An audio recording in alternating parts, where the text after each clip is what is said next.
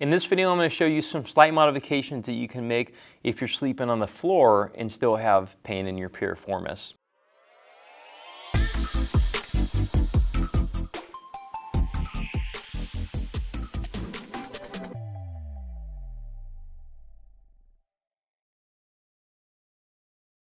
Hey everyone, I'm Sebastian at Performance Place Sports Care, part of the locally world famous chiropractors in Costa Mesa, California.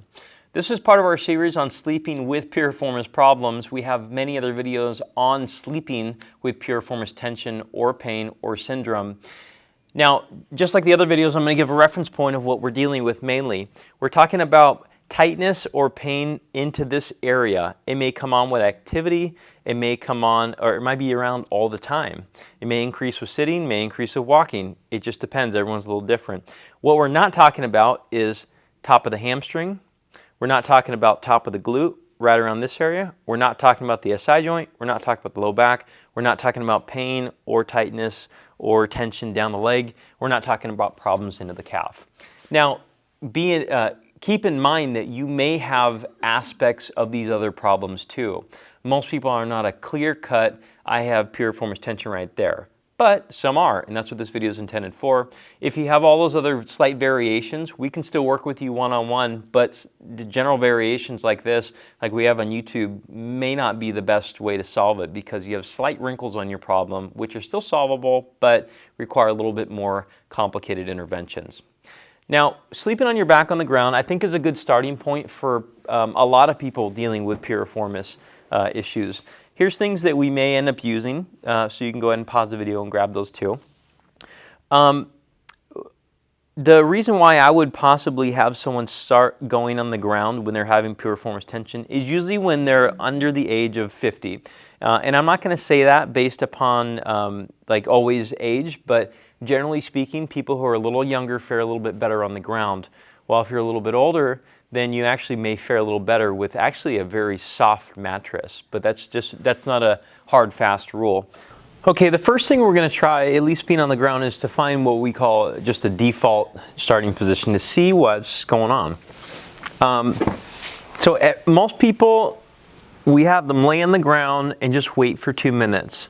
And it may seem kind of silly to do this, but normally over the course of 2 minutes, either things get the same or they get dramatically better or a lot worse. And so being in this position, we can assess to see if this position overall is just a fine one to be on. There's no reason to make modifications if you're overall feeling better.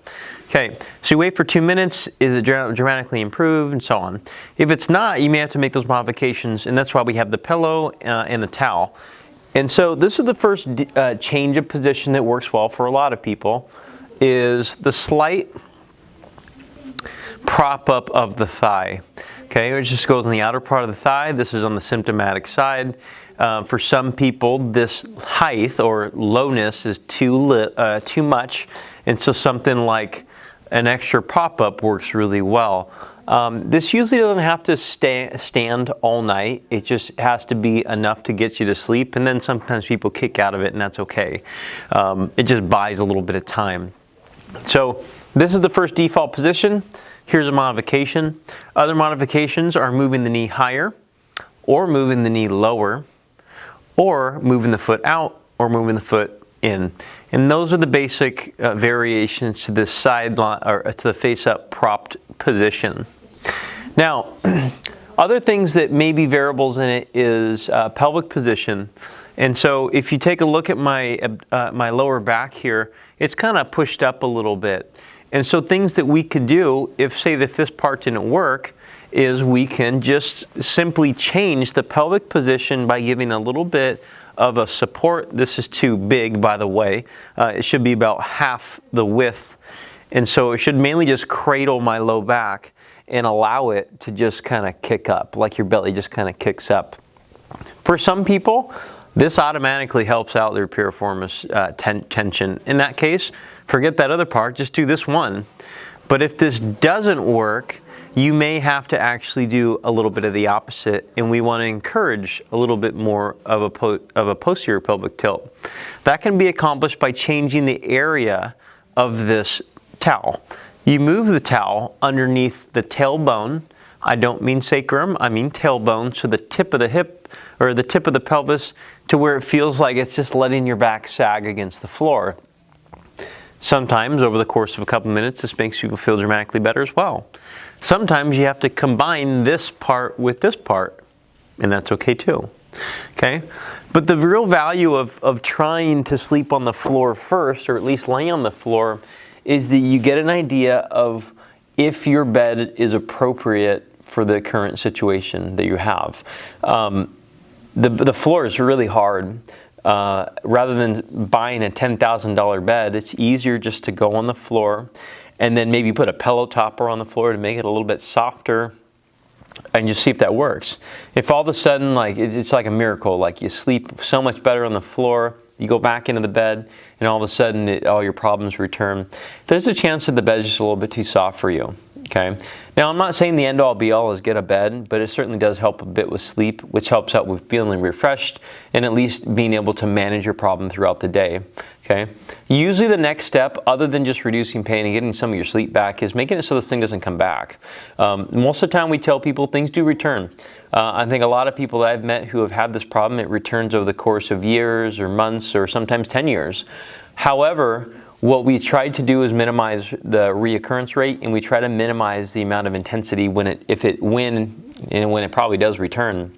Okay, it doesn't mean that you're going to be broken forever, but it just means that a lot of times it'll become sensitive again. And so usually a series of exercises and stretches, which is customized to you and your problem, is usually what's needed to make sure that we're actually keeping it at bay. Sometimes habit modifications, activity modifications, sport modifications are things that need to be made too. So if you guys are looking for some type of customizable experience and looking for some help, or things like this didn't work for you, just reach out to us. We have virtual and in-person services. We've seen a lot of people virtually for this type of problem, and it's really gone, I think, pretty well considering. If you guys want more free items on YouTube, we do have lots of free videos. Just subscribe, check out the search bar, or take advantage of the webinar that we have pop up in the corner too, which covers different types of hip diagnoses, which may give you more information than you actually know about for your problem. So we'll see you guys next time. Take care.